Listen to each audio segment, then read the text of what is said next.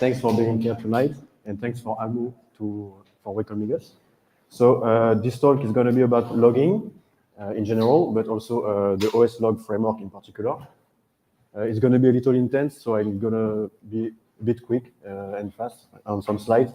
So without further ado, let's get started.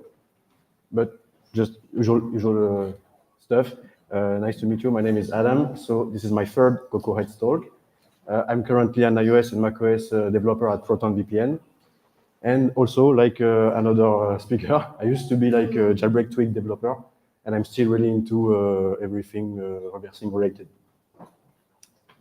And also, if you see someone online named Adam and with this avatar, it may be me. It might be me.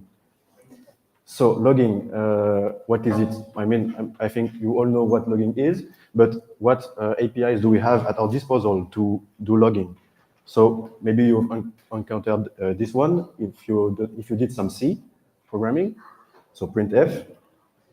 If you did some Objective-C, you've probably seen NSLog, which is doing the same thing, except that it gives a bit more information, such as the timestamp and other process-related informations. Also, it does not print to standard output. We'll see that a bit later. You can use NSLog also in Swift. It's almost the same without the @ sign. There is the famous print that you all know. But there is also one thing that I call the barbarian way, which is like doing the same thing, but using some lower level primitives, such as the write system call. And you give it 3 arguments. So the first one is the file descriptor. So 1 for the standard output. Then the data you want to write to the standard output, and then the size of your data. But obviously nobody does it like that. Probably like some of the functions above do a write call or anything else, but might be possible. So that's it for my talk. I'm joking. So about print, this is the print prototype of the function. So as you can see, it takes a variadic list of items of any type. So you can pretty much, as its name implies, give it anything. So there is a separator which defaults to a space and a terminator which defaults to a line break.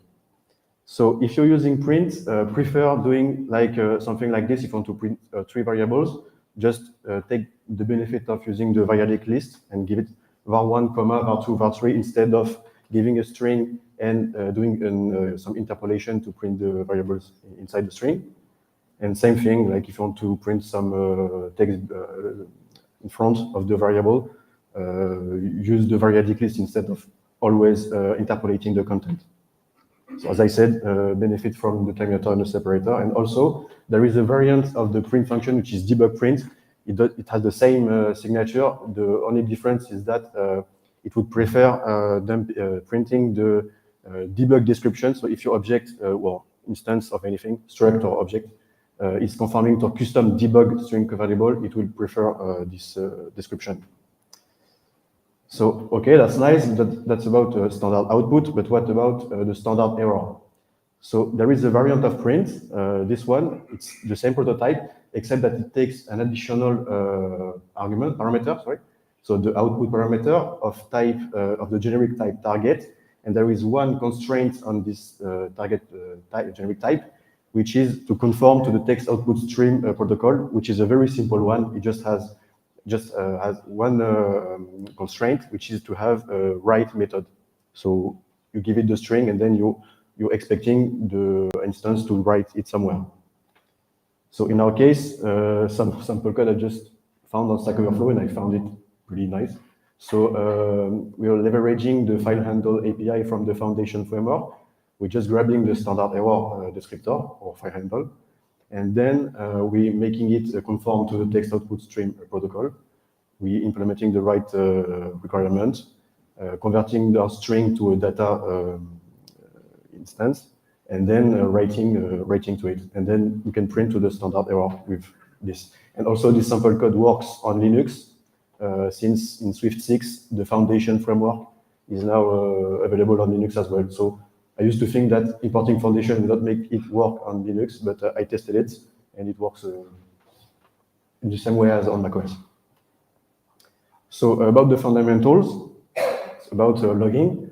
So it may sound obvious, but it has to be synchronous. Otherwise, it will be really hard to reason. Like, what if you do some operation, you print something, that you do another operation, and the print is done after the second operation? It will be really hard to debug. So it has to be synchronous. It has to write somewhere, but where?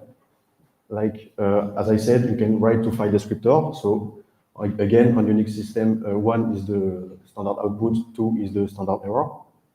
But also we can write just to regular files. It's possible, maybe if desirable in some case. Also, obviously it has to be fast. You don't want your program to slow down because you're logging and then it slows down your program. I say that because I worked on an application where in some certain conditions, the app would take like more than 20 or 30 seconds to boot on certain, very specific conditions. So it was a bug, obviously, but yeah, on very old hardware, like an old iPhone or something, the app would take a long time to launch. So logging, it was due to just logging. So it has to be fast. And there are several strategies to achieve that. For example, an API that you might already encounter, which is static string. So basically, static string is just like a regular string with the fact that it is known at compile time, so the content cannot change. And also various optimization at compile time, such as what is doing the OSLog framework by doing like a heavy usage of preprocessor macros. So it's not Swift macros, it's macros in Objective-C. Like if you're using the OSLog framework in Objective-C, you will see that if you come and click on the log function, it's not a function, it's a macro. And they're leveraging this to insert lots of code in your program to make it run a bit faster than just using a regular print. So string and static strings, so where are they? Where are they stored? So on the binary on macOS, on Apple platforms like iOS, macOS, the format is the mark-O format. And this format, just quickly, there is a header, then there is segments and sections, and there is a specific segment for a specific use case, which is containing the strings, the literal strings of the binary, and the segment is the underscore text, and the section is underscore C string. You can have the strings by a tool on the command line to inspect those, or also the OTool tool. And at runtime, where are those strings stored? Well, it depends, like on the string size, which is that if the string is a short string, like if it has less than 50 UTF-8 code units, then it's stored on the stack alongside the Swift string struct. So basically, you have your struct definition in the Swift language, and if the string, is a short string, then it's stored on the stack. And it's actually a very known optimization trick that is done in C++ by someone at Facebook. And since the Swift compiler engineers are C++ heavy lovers, they brought it to Swift as well. But if your string is a long one, then otherwise it's stored on the heap. And it has obviously implications like the management of the string with memory allocation and stuff like that. And what about static strings? So you probably, as I said, encountered those via, for example, hashtag line or hashtag file ID, pound, sorry. And so we are stored in the same place as the regular string. And actually, the cool thing about static string is that they're really simple. Like the definition of the string is just basically a pointer to the location in the binary where the string is declared. So it's pretty easy to manage. So actually, I will do a small demo to just show that to you. So I made a very simple tool, like a very, very basic, you will see. With it just creating one string and one static string, and then outputting those. So let's run it. But actually, it's not the output that is interesting to us. It's, as I said, like the binary. So if I do this, so I run it, as you can see, just output some strings. But then if I'm doing like show build folder in Finder, then, okay, Finder is buggy. Products, show build folder in Finder. Okay. And then products, debug, and then there is my binary. So if I'm going to the terminal and running the strings tool. Actually, sorry if I put the mic.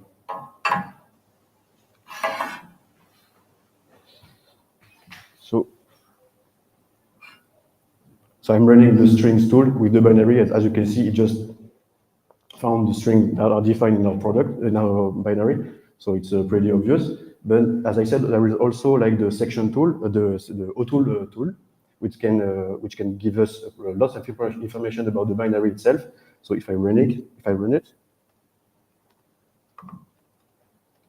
you have the help of the OTool tool. You have this option, which is -s segment name, section name. So it will just give us the contents of the binary at this particular place.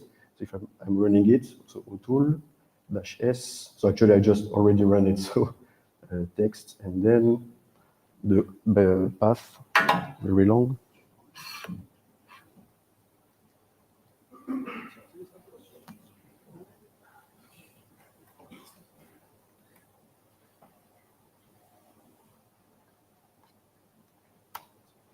So as you can see, you have some binary stuff. It's pretty not. We don't have any much information except if you're able to decode it with your head. But actually, there are some other tools. So if I can grab the address here, so don't bother about the one here. We don't care. We just copy this. Then I don't know how this is in hexadecimal, so I'm using in decimal. So what is this hexadecimal value in decimal? So I'm going to use Swift to convert it. So it's 16,000, 2,000. Anyway, it says 1208. And then I'm going to copy it. No, we don't care. Just remember the value. And then go back to the Finder. I'm going to use some hexadecimal editor tool like xedit. And then if we go into 16,208, the binary itself, where is it? Okay, here, you can find it here. And I can assure you that it is 16,208. So anyway, just to give you some knowledge about the fact that those strings are just in the binary and the compiler is able to retrieve those with some magic. So let's go back to the presentation. So now we're going to talk about OS logging. So this is what Apple is calling the structured logging. So it's a bit different to just using print, because print just outputs to the standard output. Structured logging is different. It has some notions about loggers and categories and subsystems. So there is a logger instance. You just need to instantiate one, give it a subsystem string, which is typically your bundle identifier. Then you give it a category, so you can have multiple loggers, like one dedicated to network, one dedicated to storage, anything. Or you can just use one, it's enough sometimes. You have your usual levels to log. And it's, again, OSLog is built for performance. So as I said, they are using lots of compile time optimizations, and inserting lots of code at the place where you're doing your log call. And again, also it has some notions of privacy, so it has some APIs to be able to log some string and to hide some. If there is, like, for example, some password that you don't want to be visible, you can just precise some privacy levels. So you just give it an OSLog message instance, and then on your logger, you can call this log function. So actually, this is the most basic one, but there are lots of easier log functions, like one called info, debug, error, and stuff. But in the end, they're all calling this one, giving it an OSLog message instance. But actually, you don't do it yourself. You're just giving a string literal, and then the compiler will do some magic. And actually, basically, what is done with the static string. It's something similar with additional metadata, obviously about the privacy level and stuff. And yeah, it is the trick that we talk about. So there is, for retrieving the logs, actually it's a bit cumbersome, to say the least. Like because there is an API that is called OSLog store that used to be available first only on macOS, then it has been brought to iOS, but it was buggy, so they removed it, and then they added it back again to iOS 15. So it's called OSLog store. Then on iOS, just instantiate one like this. So as you can see, there is this scope notion of current process identifier to retrieve the logs to the current process. So there is a hint like, will this work with extensions? Maybe not. And on macOS, actually, there are lots of more APIs. Like as I said, it used to be first an API for macOS. So you have like you can retrieve the local OSLog store. You can just give it. It's the same thing, giving it the system scope, just like on iOS you give it the current process. On macOS you have the system scope, an additional scope, which is the system scope. And then also you can give it like a local URL to some file archive formats that we'll be seeing just right now. So on macOS, on macOS only, there is a command line tool called log, and actually it serves to retrieve the logs of your machine, and you can have lots of options to filter based on your app, on your process ID, on your category, anything. Actually, you need to have root privileges to run it on your Mac, and you can give it an option like last 5 minutes or last 1 hour to just retrieve the logs from this time span. There is lots of other commands in the subcommands in the log commands, just like show, to be able to see the contents in your terminal of an archive. And there is also the log stream. You can just stream the content of the log on your machine using the log stream command, and you can, as I said, have lots of filters, like to filter by process ID or process name, etc. Also, you can read the manual. There are lots of tools in this tool, lots of options in this tool. So some other facts, like when you run the log tool, it gives you a log archive format, which is pretty opaque. Like if you see the contents, it looks like garbage, but what I want to say is that there is no documentation, public documentation about it.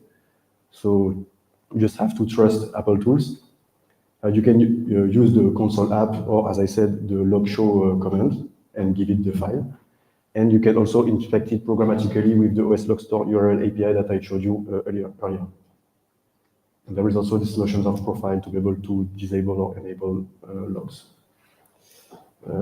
Quickly, so the signpost API, I don't know if you used it. So this is a cool API by the OSLogging framework, which allows you to measure specific parts of your code. So basically, you just create a signpost, and then you're doing like a start. You do your operation, then you do stop, and then using instruments, you can see like how much time did it take to perform this task. So actually, it's a pretty cool tool, and it has a very low overhead. And also, it uses the same system as OSLog with the logger. So if you created a logger with a category or it's a system, you can just give it to the signpost, and then you will retrieve it under this category. And also the activities API. So this one is a bit less known. So there is an activities API in the OSLog framework, which allows you to, so this is the activity object, and it allows you to retrace and gather related steps. So what it does is like, if you do like lots of logs, it's sometimes a bit hard to follow and say, okay, like you have lots of logs between the logs you're interested in, and an activity can allow you to gather the rated logs that you're interested in. So you create an activity, you log into this activity, and then the activity is destroyed, and every log that has been done under this activity will be gathered by the OSLog framework. And actually, it's not known because it's only an Objective-C. So if you see like documentation, there is no Swift API for it right now. And again, I suspect that it's because it's macro heavy for now. So it's a bit hard, to port macro-based code to Swift, because Swift only recognize defines and define about some constants, but not heavy macros with lots of replacements and stuff. And also, yes, activities can have child activities. So it's a pretty cool API, but you cannot use it in Swift unless using a little package that I made. Actually, I didn't know what to give it as a name, so I call it besogne. So yeah, it's really called besogne. But I suggest you to not use it because like it's just a proof of concept. I prefer to wait for an official Apple API or use Objective-C if you're comfortable with Objective-C. So I'm gonna do like again another demo. If I can sort it up with the mic. So.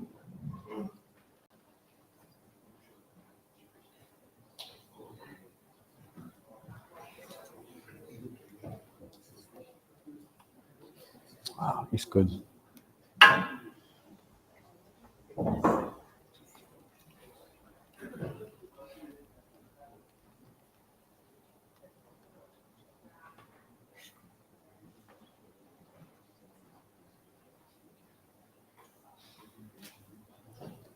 So again, it's a pretty simple tool.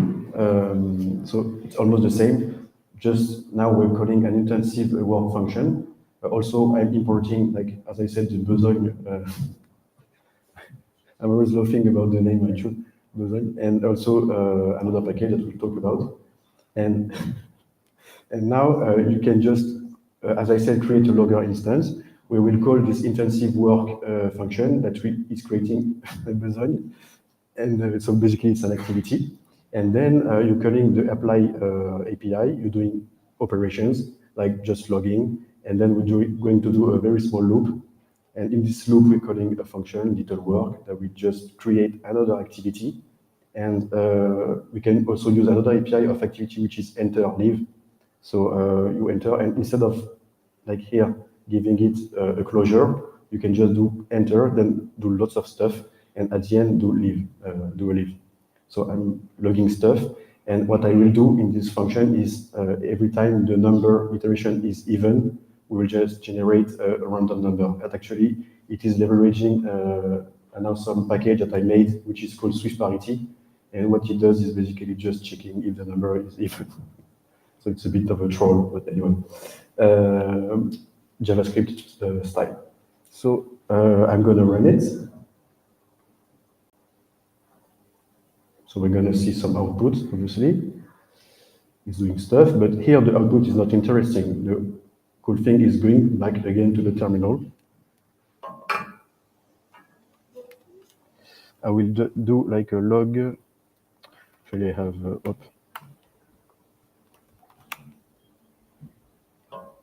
So hopefully you didn't see my password. And then it created like an archive using the log command that I talked to you about with the collect subcommand, and we're just retrieving the last 1 minute logs. And then I'm gonna open this file. So it will open the console app.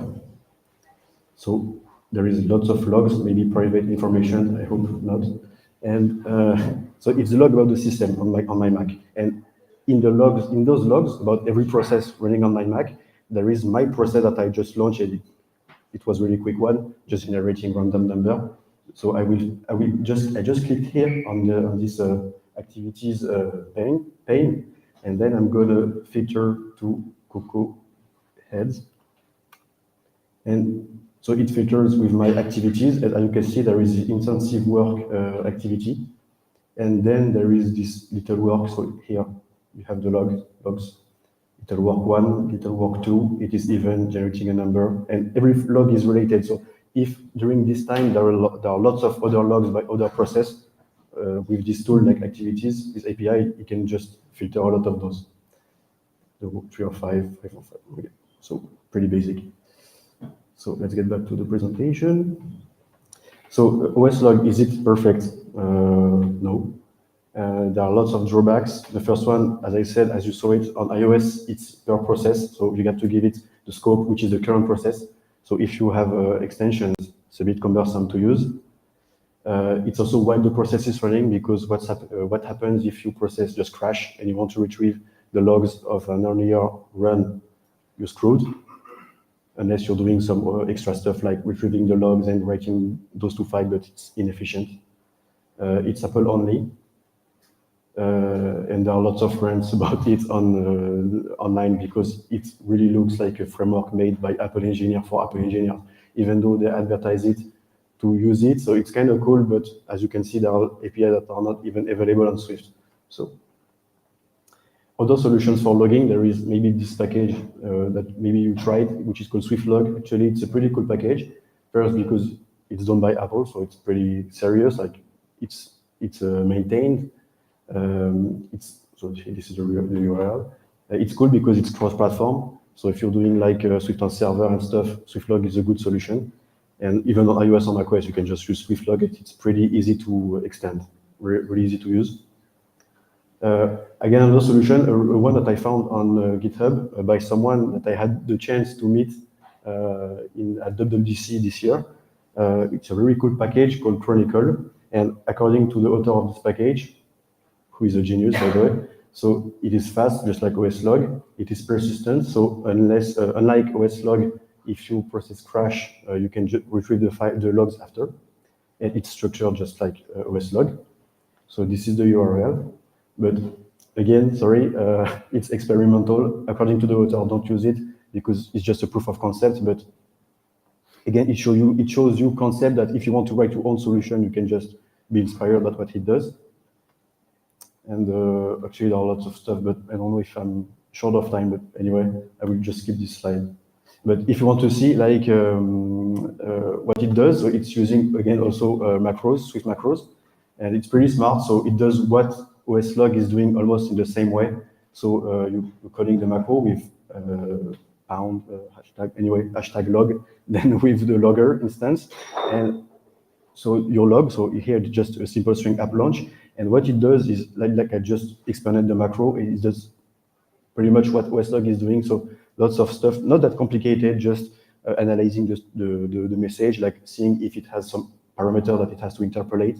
Then it checks if the log category, if the logger has to be enabled or not, and does some calculation like retrieving the strings from the binary as I showed you, and retrieving metadata, like just like, okay, this is an integer, so how much space will it take, etc. So it's not that complicated. Obviously, it is a bit, but the basics behind it are not that complicated. So in conclusion, I would say like just use the right tool for your needs. May sound obvious, but depending on what you want to achieve and what your specific needs are, you may want to use OSLog or SwiftLog or other packages. You probably are using other packages, which are totally fine, but hopefully it is fast enough. And yeah, as I said, like the tools, like you have the console app, which is an awesome tool. Like I did find some bugs on macOS and resolved it, some really tricky bugs, and resolved it thanks to console. So it's like, sometimes we don't think about opening it. We just focused on the Xcode console, but this one, especially on macOS, if you're doing like stuff relying on some other components of the system, it's pretty cool. And actually, there is this other cool application, Otter, with a really cool, nice icon. And it's a tool made by an Apple engineer, and who is not anymore at Apple. And basically, it just is focusing on the activities API. So you just give it an archive, as I showed you, and it has a really cool interface to be able to trace the activities. But actually, it's not that stable. I had a few crashes with it, so we need to send to the engineer and shame him. So thanks for listening to me.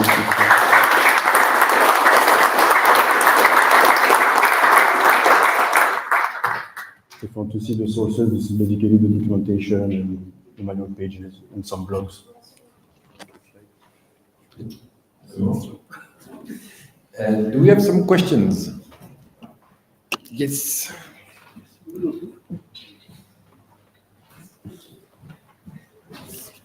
I have double mics. Hello, Adam. Great talk. Thank you so much for this subject. I was very curious because I know that in iOS, I think it was 16, they released a new logger. And I think one of your slides uses that actually. So I was very curious to hear what your input was on what they've built with that new logger, and whether you thought that was a good solution. I worked on an SDK and we used their new logger to get the logs on the console the way you showed it. And it was very helpful because you can, as you showed it, you can get it by subsystem and stuff like that. So it's really good. So yeah, very curious to have your input on that, and thanks, and again, great talk. Thank you. So yeah, this logger stuff, again, as I said, it used to be only on macOS, and they improved the API on Swift, and they introduced this logger that you mentioned. So basically, like just looks a bit more like Swifty, but it's just using another the same mechanism that I showed you. And yeah, it's a pretty cool tool actually. At Proton, where I'm working at the moment, we're not using it. We're using something custom, but on some tool that I made for myself, and also a tool that I made at Proton, VPN, to debug something. I had to take a look at the logs by other processes on the Mac, such as, for example, MDNS responder, which is handling all the DNS requests by your system. Actually, we had some issues with it because the macOS is buggy, and using the console was really helpful. And just so it's basically using this API, the logging API framework. But again, as you can see, it's, by using it, I feel the same as some developers, like feeling that it's a bit a tool made by Apple for Apple, like with this notion of retrieving lots of logs about the system. So in our case, as iOS or macOS developer, we often just care about the logs of our process and not having tons of logs in between. So yeah, it's a cool tool. Like it's by Apple, so obviously they will improve the API with new features. Like for example, the activities API, it's really nice, but it's not available in Swift yet. So what I expect is that maybe with Swift 6 and the improvements they made for performance, they will probably bring this API to Swift. So yeah, it depends on your use case. Like if you have to retrieve the logs across crashes and launches, maybe it's not the right tool. So yeah, as I said on my conclusion, it depends on your needs, but yeah, it's a really cool tool. Thank you. We have time for one last question.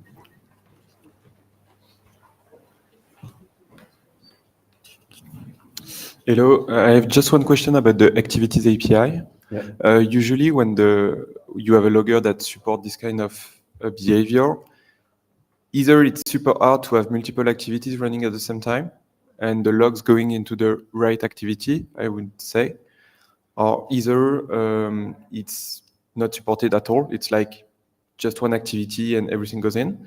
Does this API in OSLog manage to do that without being too hard? Like you could have like a background process doing one activity while another one from the UI doing another one, and the logs go perfectly in the correct activity, or? Yeah. You just have to manage using the two APIs that I showed you. So there is a quick one which is just getting a block and then doing some operations. So it's very how to say it, how to say it in English, like c'est très localisé à cet endroit-là.